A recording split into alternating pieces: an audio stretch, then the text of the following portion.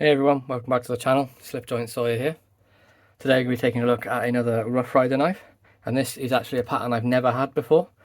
So I'll take a quick look at the box to start. So you can see you have the Rough Rider here with the RY spelling on the box. The sort of what we call a 25-year box, you can see that there. I won't read it. If you wish to read it, you can pause it. And you can see from the bottom here, this is from Heine Haynes here in the UK. And this is the RR112, which is the Rough Rider peanut in white smooth bone. So as I mentioned, this is my first peanut. Never had one before, just been quite interested in the pattern. And I think there's a better way to get into a pattern than to start off with a sort of cheaper brand. So for that, I've obviously chosen to go for Rough Rider.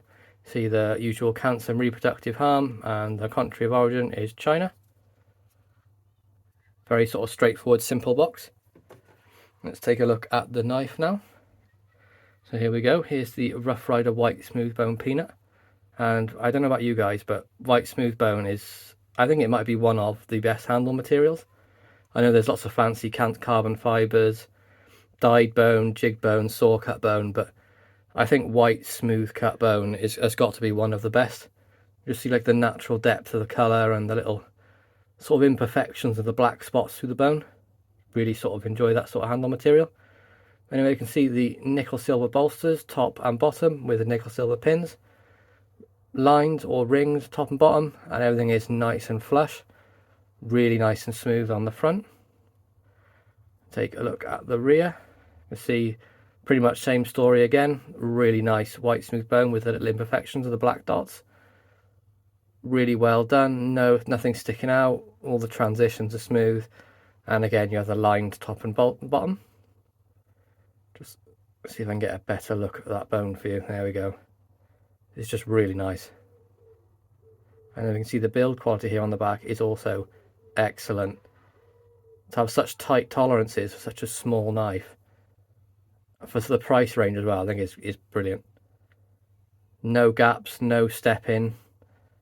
Well, that really nice sort of satin finished springs with the brass liners all the way around to a nice termination at the bottom. And as you can see there, pen blade pretty much dead on. The little clip point, you can push it to the middle, but it does sort of spring back out favouring the middle of the knife. But there's no rub in, and for the size of the knife, it's obviously not going to be a hard use knife, so that does not bother me in the slightest. So we'll take a look at the main blade now, and that's a nice little clip point blade. Cam tang, so no half stop. Really nice sort of elongated clip. Nice sort of nail nick there. Quite shallow, but easy enough to get your nail into. The reverse R tang stamp there. And the quality on this knife, I know I mentioned it for the springs, but the grind on this is fantastic as well. No sort of swedging or anything, just a nice simple clip. And then you can see there the steel designation, which is 440A razor sharp steel. And then this side you can see the model number again, which is RR112, and the country of origin, which is China. Nice little snap on the close as well. Secondary blade on this is a little tiny pen blade. Again, I'd probably give that about a 6 pull. Bit of a deeper nail nick on this one, which is needed because the blade is quite small. Reverse R tang stamp, and again, excellent grind. Plain tang stamp on the rear. A little tiny bit heavier on the grind up here, but for the price you pay for this sort of little tiny Rough Rider peanut is, well, you pay peanuts for it. It was, I want to say, about £15, maybe a little bit less here in the UK. And I think that is a fantastic price for such a high quality knife, especially with one that comes with fit and finish like this, and you know, bone like that, and just the camera doesn't do it justice in person with the light on it. You can see like the little ridges and grooves in it, the different color changes, but it's just very well made. Nice snap on the pen blade.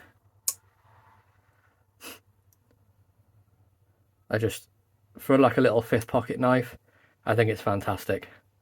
Definitely will be getting more of the peanut. It's not going to be one I will carry all that often, but you know, when you go to like a little event, or if you go out things, you just want to carry a little tiny knife with you, I think the peanut is a really good option for that. That really nice sort of elongated clip. Really, really do like this white smooth bone. I know I've said it a lot in this video, but it's going to be a go-to for me. I'm definitely going to be getting more of that series as well. Nicely polished bolsters. Nice satin finish on the rear. And again, we'll just listen to that little snap on the clip blade.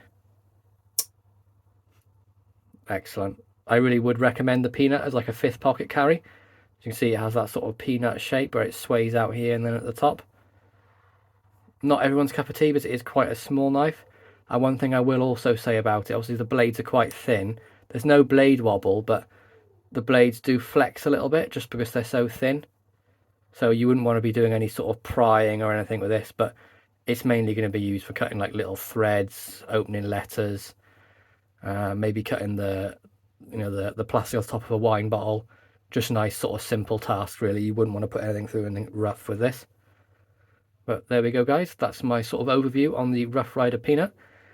I hope you enjoyed this video. Please be sure to like, subscribe and ring that bell for notifications. And I hope you all have a wonderful weekend. Thanks for watching. Peace out.